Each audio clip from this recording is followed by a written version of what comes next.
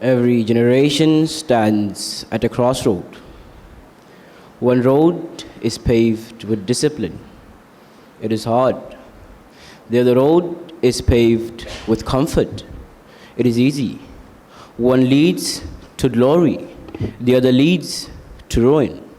Once upon a time, the Roman Empire was at its peak. It stretched over vast parts of Europe, Asia, and North Africa.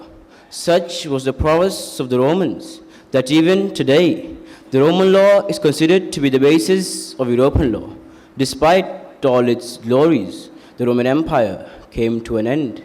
It was not swords, but softness, not armies, but arrogance. The Roman Empire crumbled because of loss of discipline. Their regret gave birth to the Dark Ages, 1,000 years of decline. Mr. President, let's speak clearly now.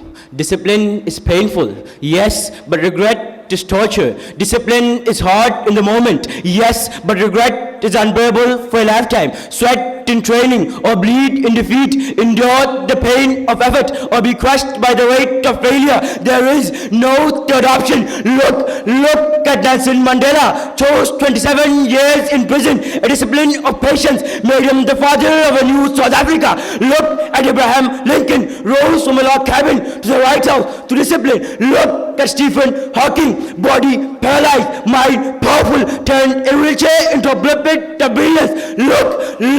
Look at J.K. Rowling, alone, broke, rejected, but chose the discipline of writing over the despair of quitting. Today, her books have more readers than most religions. My Lord, let's turn to nations. History cries when you look at Japan, to atom bombs, reduced its cities to ashes, turn its cities to graveyards, but the Japanese chose the pain of discipline. Today, from the winds of war, Japan shines a symbol of prowess. See how Germany, shattered by war, divided by wall to discipline, became the engine of Europe. Not clap your eyes on South Korea, once devastated by war. Today, world leader in innovation. Not clap your eyes on Vietnam. A small nation faced the strongest empires, but discipline transactions into empires.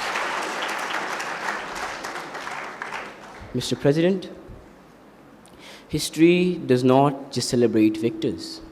It also cries for those who failed, not because they were weak, but because the lack of discipline.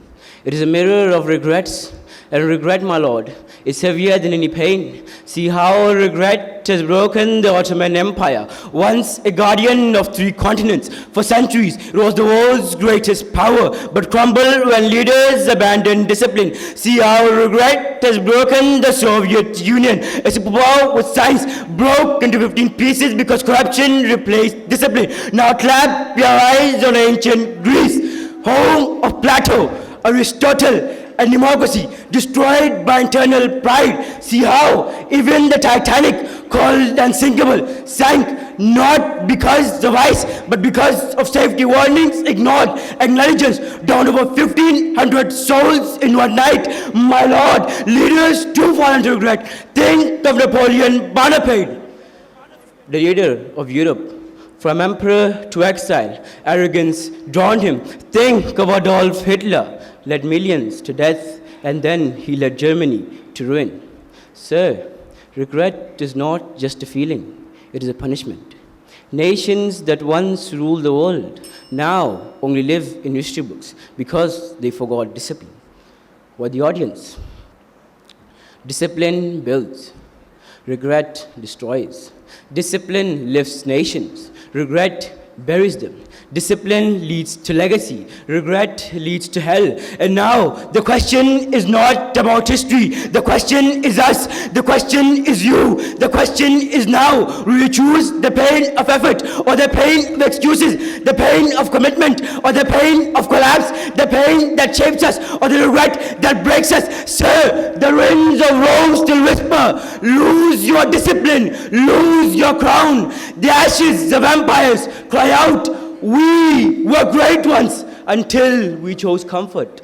But the stars of history shine because they embraced the grind. So let us choose right here, right now. let us choose the pain that shapes us. Let us conquer ourselves with discipline so that we may not fall with regret but rise. So that we may not fall with regret but rise. Thank you.